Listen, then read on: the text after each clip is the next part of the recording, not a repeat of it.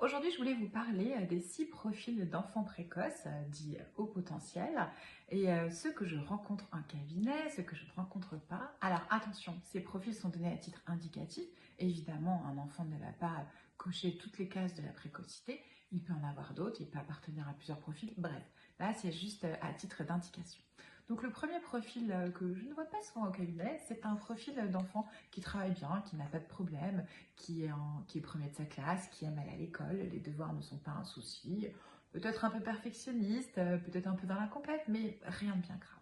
Le deuxième élève que je vois souvent en cabinet, celui-là, c'est l'élève provocateur. Donc lui, c'est un enfant précoce qui aime négocier, qui manque de tact, qui a un sens de l'humour un petit peu décalé, qui sait toujours tout sur tout, qui négocie souvent avec les adultes, qui n'aime pas les règles, soit les siennes par contre, et qui a un fort sentiment d'injustice. Celui-là, il est aussi bien stigmatisé par l'école parce qu'il maîtrise mal ses émotions, il a de grosses colères ou de grosses joies.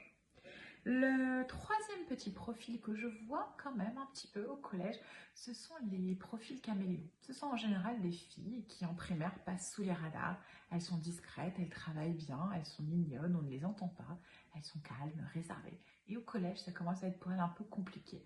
Elles se suradaptent en permanence, elles ne veulent surtout pas être différentes des autres et elles ne veulent surtout pas être au potentiel. Malgré tout, eh ben, tôt ou tard, on va quand même y aller. La gestion des émotions est un petit peu compliquée pour elles, mais comme elles sont toutes douces, toutes discrètes, on ne fait pas attention. Le quatrième profil, c'est un élève décrocheur que je mixte souvent avec le provocateur. Alors le décrocheur, lui, il est vraiment en colère. Le système scolaire ne lui convient pas, il ne fait pas ses devoirs, tous les nerfs, tout l'agace, ça ne va pas, les profs sont des cons, il n'y a rien qui va et souvent on ne voit même pas qu'il est au potentiel. Il va falloir prendre du temps pour discuter de la confiance en soi, de l'estime de soi, vraiment aller chercher ce qui ne va pas.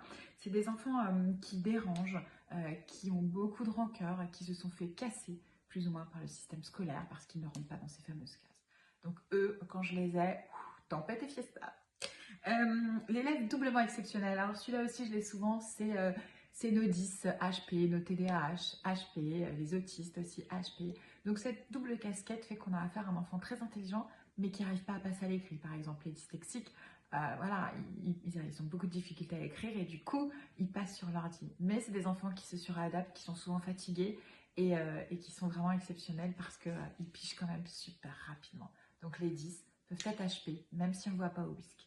Le dernier, je fais vite, le dernier c'est un élève autonome, indépendant, qui est mal à l'école, tout va bien, tout est tranquille. Il se rapproche de l'élève numéro 1, mais lui, je le vois jamais. Merci.